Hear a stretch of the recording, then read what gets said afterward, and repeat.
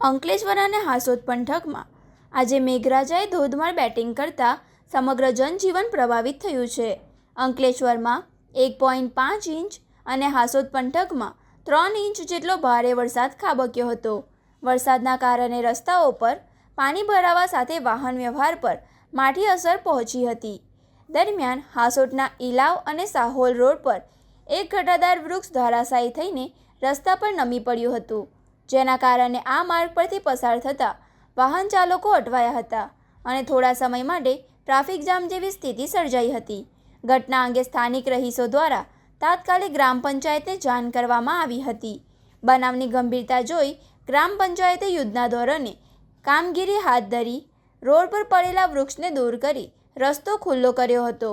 સદનસીબે આ ઘટનામાં કોઈ જાનહાનિ કે ઈજા થવા પામી ન હતી, પરંતુ સતત વરસાદથી પંથકમાં વાહન ચાલકોને ભારે હાલાકી ભોગવવી પડી હતી.